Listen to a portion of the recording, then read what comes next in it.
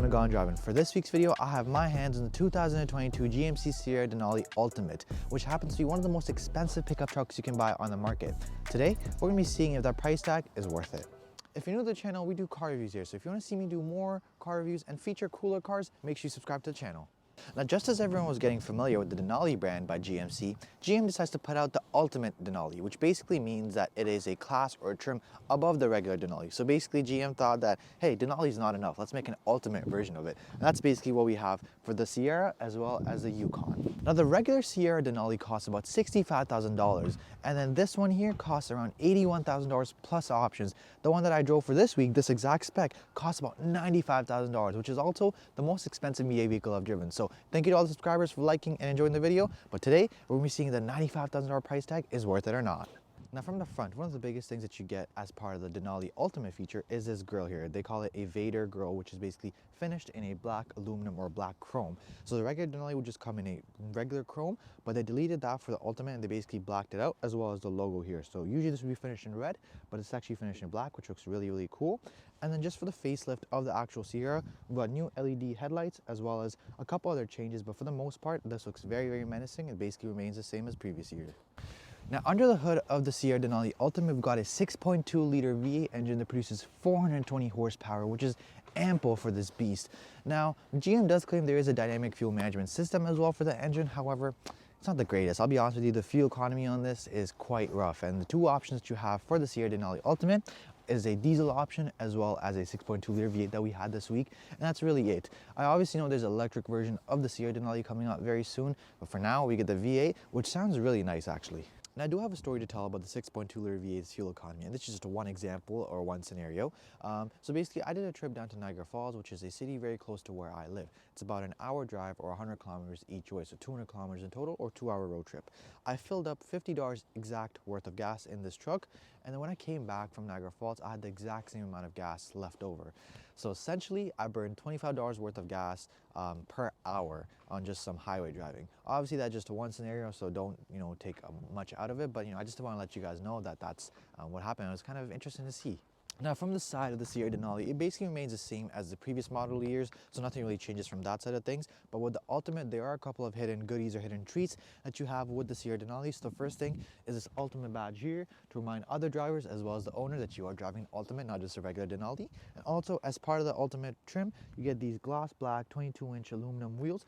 Looks really, really nice. I think it looks actually better than the regular Denali wheels, if I'm being completely honest. And again, you've got the running boards, you've got some chrome for the door handles as well as around the windowsills, and then basically that's about it. Now, the rear end of the Sierra Denali Ultimate remains basically unchanged besides the LED taillights. So these are new for the model year 2022.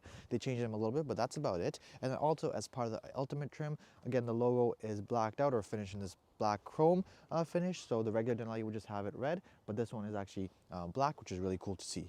And then we've also got the multi-pro tailgate, which basically lets you open the tailgate in lots of different ways, as well as speakers in the back of the actual bed, which is really cool. So again, we'll open it up here. So it pops down like so, and you press another button here on top, folds down like this, and you press this here. You've got your speakers here, and then obviously you can use this to step onto the bed and do and grab whatever you like to.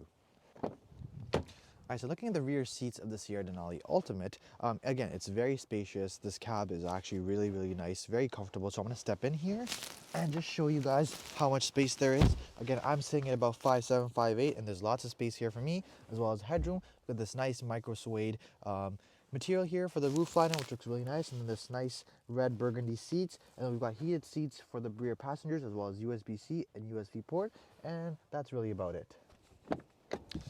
All right, so now looking at the interior cabin of the GMC Sierra Denali Ultimate, it is definitely very luxurious. Let me be the first one to tell you that. As soon as you get in, you're greeted by this nice orange / burgundy leather, premium grain leather actually, which looks really, really nice. Then you're also greeted by screens all around you when you get into the Sierra Denali. So GM claims is about 40 inches of accumulated screen size in the actual cabin of the Sierra. So we've got a 13-inch infotainment screen, then a 12-inch gauge cluster screen, and then a 15-inch heads-up display. So very cool, and lots of different screen sizes and screen options available for the driver, which is really nice. The gauge cluster remains basically the same as the ZR2 that I had a couple months ago, as well as the infotainment screen. Again, it's powered by Google operating system, so Google Maps and Google Assistant are your standard operating systems. And then we've got hard buttons here for climate control, which is just so nice. I can't emphasize enough about how much I love hard buttons for climate control. You have the climate control functionalities in the screen, but you also have it as hard buttons. And I love that GM hasn't moved away from it yet, which is really nice. And then as part of the ultimate trim level for the Denali, you've got a couple hidden things all around the cabin of the interior. So you've got an ultimate badge right here on the door panel, as well as for the front passenger. You've also got ultimate badges right here on the seats with this white stitching. Looks really premium. And you've got the designs of the actual Mount Denali, I'm assuming, on the seats, which is really nice. You've also got massaging seats as well as 16-way movement seats, so lots of different abilities to move, and the massage seats are actually really nice as well. You've also got this open wood here with the Mount Denali etched into it, which is really nice, and you've got the coordinates for Mount Denali as well, so really luxurious and really cool. Talking about SUPERCRUISE makes me want to take this truck out for a drive, so I think it's time that we take the Sierra Denali out for a drive. Alright, so behind the wheel of the 2022 GMC Sierra Denali Ultimate. Quite the mouthful. I've said it before, I'll say it again. It is a beast of a truck, and I think the best way to start this portion of the review is by doing a launch control. So like I mentioned before, under the hood we've got a 6.2 liter V8 engine that produces 420 horsepower and 460 pound-feet of torque. So now we're going to go ahead and launch this bad boy to see how it does. So we're going to put it in 4 high, give it a second there, foot on the brake, foot on the gas, and off we go. It's quick. It's definitely very quick. I gotta say, it gets going very quickly. It does take a little while to get going initially because obviously there's no turbocharger or anything like that. But when it gets going, it's fun. I genuinely feel like that 6.2 liter V8 engine in the Sierra is well mated. I genuinely feel like this 6.2 liter V8 engine is just perfect for the Sierra. I do feel like the V8 engine is basically a dying breed. I can't even name a lot of manufacturers who still have V8s in their lineups, right? But GMC still has it. GM as a brand still carries them, which is really nice to see. I don't think it's going to be around for much longer, if I'm being completely honest. I mean, we already know that Sierra has an electric version coming out very soon as well. So unfortunate, but you know what?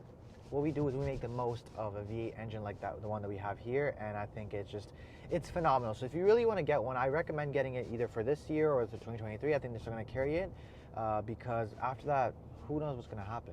Now, obviously, jokes apart, the diesel option does make sense for those who want that extra mileage and still want the Denali branding and then the whole luxuriness of it. However, the 6.2 liter V8 does come with a dynamic fuel management system. That's what GM says. However, it is not the greatest. I'll be honest with you. I experienced it in the ZR2 and now I'm experiencing it in the Sierra as well. I mean, when you have a V8, you're going to want to floor it. And you know what? In those situations, those things add up, right? I mean, I'm averaging about 17 liters per 100 kilometers, and that's part and part because I've been driving it a little bit aggressively. But even then, you know, the V8 is going to end up costing you for gas, and that's just how things are going to be. Now, the next thing that I want to talk about is suspension in the Sierra, because it's definitely comfortable, don't get me wrong. However, you still feel quite a few potholes, and you know, it definitely surprised me a little bit considering that, you know, this is a $100,000 truck. GM does say that the GMC Sierra Denali comes with a premium Denali suspension with adaptive ride control. However, I still feel like there's something missing. I just can't tell you exactly what it is. But when you hit potholes, I don't really have any in front of me right now, but you know, you definitely feel those bumps quite a bit, especially, you know, this being the top of the line Sierra. I feel like GM could just go the extra mile to really have that cloudy and you know, just like comfy suspension with this truck. But don't get me wrong, the premium ride suspension in the Denali is really good. It's actually very solid. But in those certain situations when you're hitting a pothole or a bump or anything like that on the road, you feel it. You really do feel it, and you're like, oh, like, you know, I wish this truck was a little bit more comfier, especially given, you know, that you are in a very expensive truck. Now, if you do want to have a little bit of fun, I do recommend getting the AT4X, the Sierra AT4X. That's probably a trim that's, you know, better suited for those who want to take their truck off-roading, because, I mean, you could take the Denali off-roading, but why would you take a $100,000 truck off-roading when you can just be on the road and be the boss of everyone else? One more thing that I want to note is that I had the 2021 GMC Sierra Denali, not the Ultimate, just the Denali, because Ultimate didn't exist back then. And that one was a little bit louder, the 6.2 liter V8. I think that's what they used for that model year. I think that was a little bit louder than the one I have for this year. I think that's part and part because of the emissions and the regulations of sorts that GM had to, make the engine a little bit quieter. But I definitely do notice that as well. Honestly, I don't really have any complaints, and I think it's a little bit better suited for, again, a luxury, ultra luxury pickup truck. You don't really want excessive engine noise coming into the cabin. And I think GM really did the right thing with that. I think this overall cabin is just well worth the $100,000 price tag for the Denali. I mean, you've got this really nice full grain leather with the brown color here. It looks really, really nice. It feels very nice as well. You've got 16-way, that's right, 16-way power seats.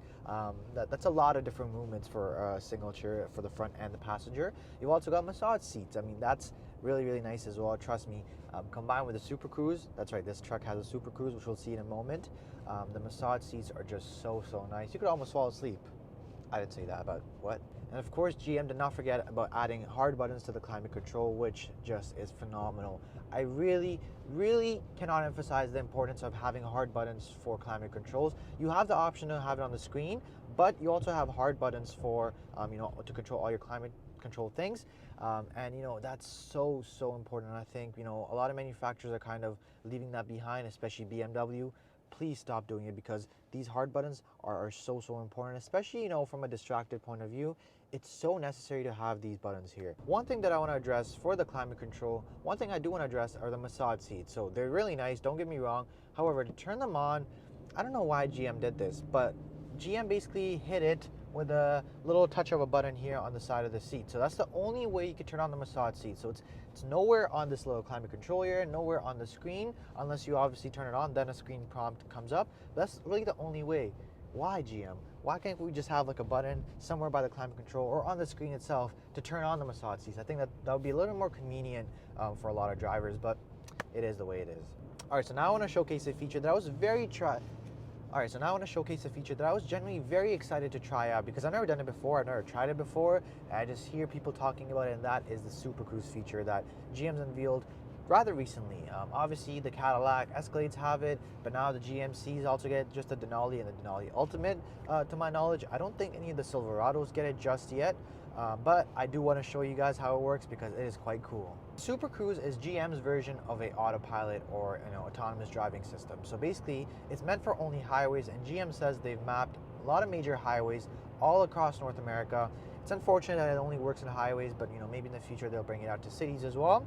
But basically what it does is obviously it takes the data that they've mapped out on the highways, as well as it monitors everything around the vehicle. So we're going to turn it on and try it out right now. So to turn it on, it basically is working parallel to the cruise control in the truck here. So I'm going to turn on my cruise control here. I'm going to set my desired speed limit, and that's basically what SUPERCRUISE follows. It just follows the speed limit that you set in the cruise control. So let's say I want to be at 105 kilometers an hour. I have a gray icon on the right side on my instrument cluster screen here, which basically means that SUPERCRUISE is ready to go. So I'm just going to press this button here, and boom, it is all set and ready to go. So I'm going to take my hands off the wheel now. I'm not accelerating or braking or anything really, and the truck just drives itself basically.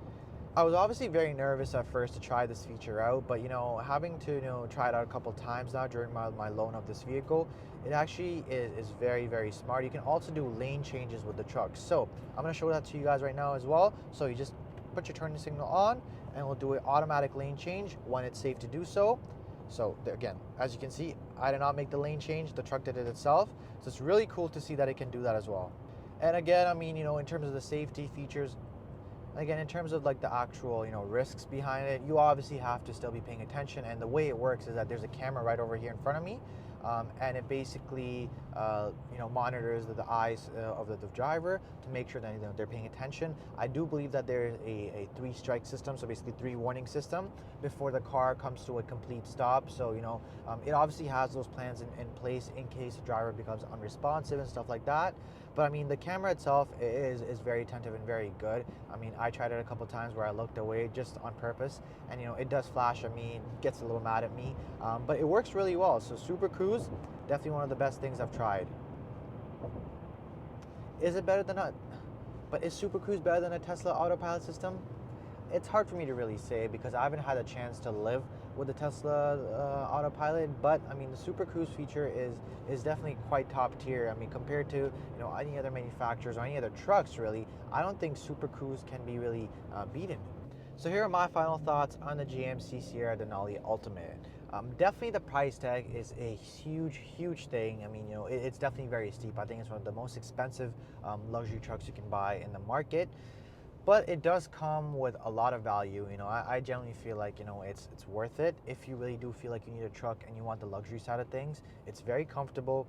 It definitely feels very premium, especially from the outside, the inside, and just overall, the driving experience of it as well. It is just top class for sure. I mean, I haven't had a chance to try the F-150 or the Ram, which would be the direct competitors for this truck, but it definitely feels like it's well worth the price tag.